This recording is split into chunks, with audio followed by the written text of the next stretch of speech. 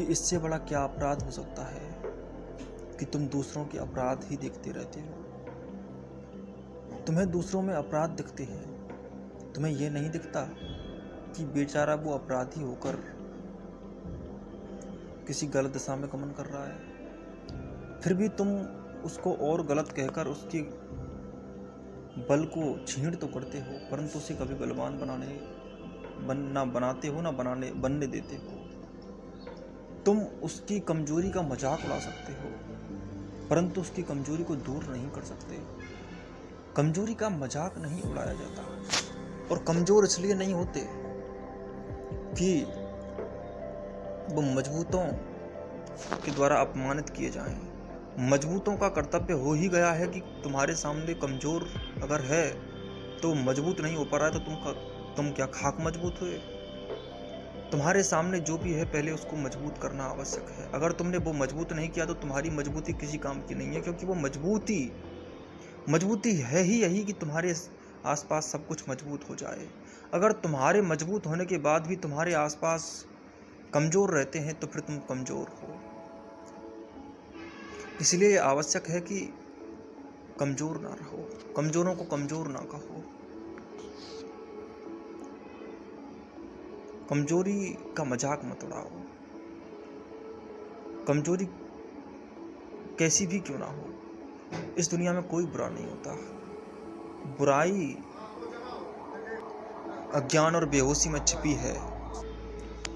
वो बेहोश है इसलिए कमजोर है। अगर वो होश में होता तो मजबूती हो गया होता, क्योंकि होश ही मजबूती है, चेतना ही मजबूती है। सार अगर उसे समझ में आता तो क्या गलती करता? गलती इसलिए कर रहा है क्योंकि अभी समझ नहीं सका, तो उसको समझाओ। और अगर वो समझना नहीं चाहता तो ऐसे हालात पैदा करो कि वो समझने के लिए बेबस हो जाए। समझने दो उसको, तो हम मजबूत बनाकर ही रहेंगे जो हमारे सामने है। प्यार करो सभी को, यही सच्चा प्यार है। तुम सबको सुखी देखो, सुखी बनाओ, सुखी कर दो। स्वयं सार में समाहित होकर स्वयंभू बना दो, स्वयंभू बन जाओ। तुम स्वयं में स्वयं से स्वयं तक तभी मिल सकते हो जब दूसरों में दूसरापन ना देखो, परायापन ना देखो। पराया तो तुम अगर किसी को शरीर के स्तर पर देखते हो तो पराया तो तुम खुद से भी हो। परायापन तो तुम्हारा भी कौन सा अपना है। और अगर तुम कुछ अपने आप में हो तो वो फिर सभी में एक है, तो फिर तुम सभी हो गए ना।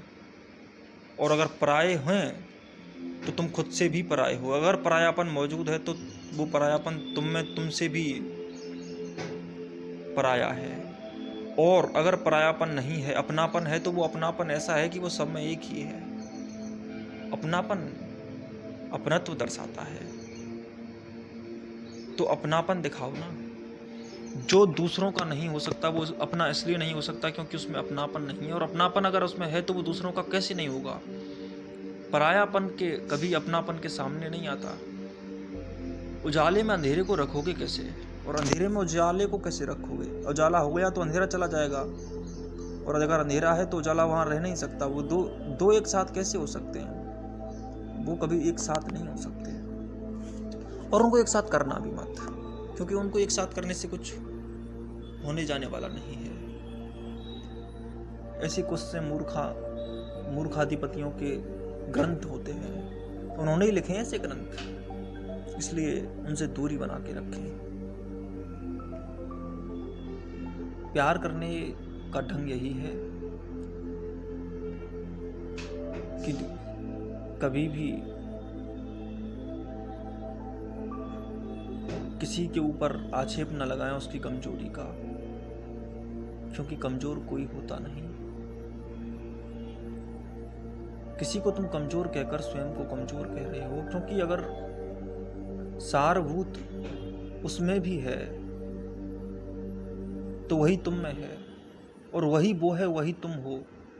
तो अगर तुमने उसको कमजोर कह दिया तो तुमने खुद को भी कमजोर कह दिया। इसलिए इस बात का ख्याल रखें, ध्यान रखें कि कमजोर कहकर किसी को अपमानित कभी भी ना करें। ये तो बिल्कुल मूर्खता की बात होती है। तुम अगर दूसरे की बुराई करते हो तो एक तरह से कमज़ोर को तुम गुलाम बनाना चाहते हो। इतिहास भी साक्षी है कि कमज़ोरों को गुलाम बनाने की प्रवृत्ति रखी गई है। लेकिन एक बात याद रखना कि जो गुलाम बनाता है वो कमज़ोर होता है। कारण ये है क्योंकि अगर वो गुलाम बना रहा है तो उसको गुलाम बनाने की ज़रूरत क्यों पड़ रही है? अगर वो मजबूत है तो अपने आप में रहे, उसे किसी और की आवश्यकता क्या है? बाघ शिकार करने के लिए किसी का सहारा नहीं लेता। वो तो बाघ भी नहीं बन सकता, इंसान कैसे बनेगा? और इंसान तो अपने आप में पूरी तरह से अपने आप में ही रहता है। इसलिए जो गुलाम बनाता है वो गुलाम होता है। स्वतंत्र तो गुलाम भी नहीं बनाता किसी को। जो परम स्वतंत्र हो गया वो किसी को गुलाम नहीं बनाता, ना किसी का गुलाम बनता है। तुम अगर किसी के गुलाम हो तो ही तुम किसी को अपना गुलाम बनाओगे। वो कभी भी स्वतंत्र नहीं हो सकता जो किसी को गुलाम बनाने के सपने देखता है या फिर गुलाम बनाने की सोचता है। और वो मजबूत कभी हो नहीं सकता, वो कभी बादशाह नहीं हो सकता जिसने अपने नीचे मंत्री रखे। बादशाह तो मंत्रियों से भी मुक्ति है। राजा तो वो है जिसे किसी की आवश्यकता नहीं होती, परम राजा। राजा तो भी देखभाल करता है प्रजा की, कोष की, मंत्रियों की, सेना की देखभाल करता है। इसलिए वो गुलाम है इन सारी चीज़ों का, पैसे का, धन का, जिनके लिए उसे काम करना पड़ता है। राजा वो बनता है जिसे अपनी बादशाहत पर भरोसा नहीं, जिसे अपने राजापने पर भरोसा नहीं। क्योंकि जो राजा ही है वो राजा बनने की सोचेगा क्यों? क्योंकि बनता नहीं है। जो है वो है, उसे बनना क्यों? बीइंग है, डूइंग नहीं है। बनना क्यों है? राजा बनना क्यों है? राजा हैं, राजपना मर गया है तुम्हारा, इसलिए तुम राजा बनने की सोचते हो।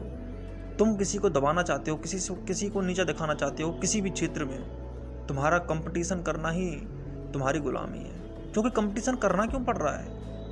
कंपटीशन करना पड़ रहा है तो तुम गुलाम हो। कोई ना कोई बेबसी है। प्रतिस्पर्धा मूर्खता का नंगा प्रतीक है। इसलिए गौर से इस बात को सोच लें कि किसी को कभी भी गुलाम नहीं बनाना है, क्योंकि गुलाम मूर्ख बनाते हैं, गुलाम बनाता है। स्वतंत्र तो स्वतंत्र करता है। स्वतंत्र मनुष्यों ने दूसरे को स्वतंत्र ही किया है, कभी गुलाम नहीं बनाया। और गुलामों ने ही दूसरों को गुलाम बनाया है, कभी स्वतंत्र नहीं किया। क्यों गुलाम बनाते हो? और फिर तुम बुरा किसको कहते हो? बुरा बुरा बुरा बुरा बुरा कौन बुरा? जब तुम्हारी आंखें ही नहीं हैं, तुम्हारी जीभ ही नहीं है, तो तुम बोल कैसे सकते हो किसी को बुरा? और तुम बुराई देख कैसे सकते हो जब तुम्हारी आंख है ही नहीं? अंधों ने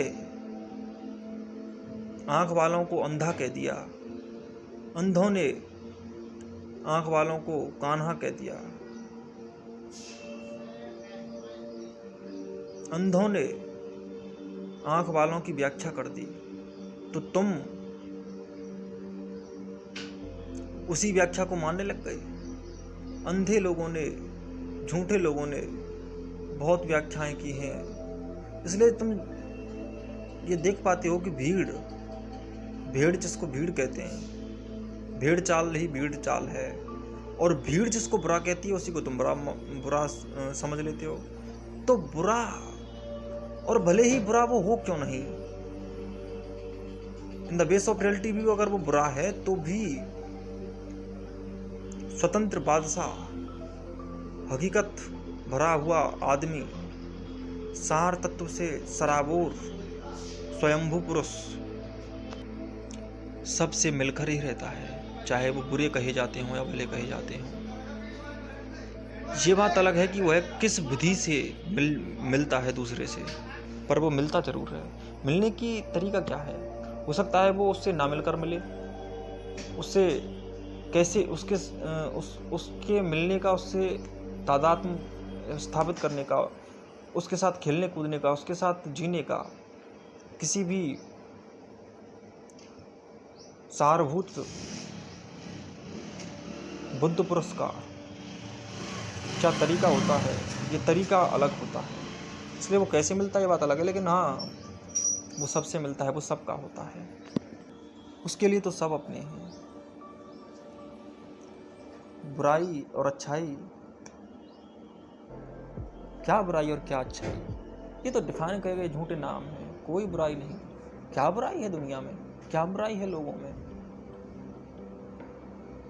क्या सभ्यता और सभ्यताएं हैं, सभ्य ही असभ्य हैं गौर से देखा जाए तो, क्योंकि वो जंजाल में फंसे हुए हैं।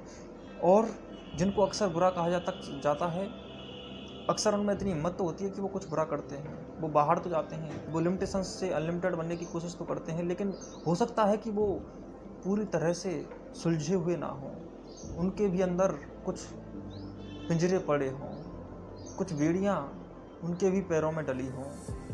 लेकिन बुरे अच्छे क्या होते हैं, कुछ विशेष प्रकार के अच्छे बुरे हैं, कुछ बहुत से बुरे अच्छे हैं, तरीके होते हैं। यहाँ पर प्रतिशत होता है, मात्रा होती है, अनुपात होता है, अनुपातिक रूप से विशेष रेशियो के तहत पर पूरी दुनिया चलती है। कुछ गुण दोष सभी में पाए जाते हैं, लेकिन गुण दोषों के पार ही हुआ जा सकता है, गुण दोषों से मुक्त नहीं। गुण दोष की दुनिया से ही पार चले जाते हैं, फिर वो गुण दोषों की दुनिया में रहते नहीं है, ये बात एक अलग होती है। लेकिन गुण दोष अगर तो सब में है तो फिर बुरा अच्छा तो कोई नहीं होता। जो पार हो गया है उसकी बात अलग है, हम उसकी बात नहीं करते, जो गुण दोष की बात ही नहीं करता। तो दूसरों की व्याख्याओं को अपने जीवन की हकीकत मत बनाओ, दूसरों की व्याख्याओं से अपने निर्णय मत लो, दूसरों के निर्णयों को उन्हीं के अनुसार उन्हीं पर छोड़ दो, उनसे क्या बात करनी, उनसे दूर ही रहो।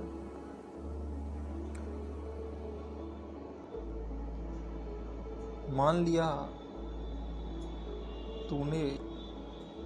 लिया तूने उसको तेरा जो तेरा था ही नहीं, जान लिया तूने वो जो तूने जाना ही नहीं। क्यों देखते हो दूसरों की आंखों से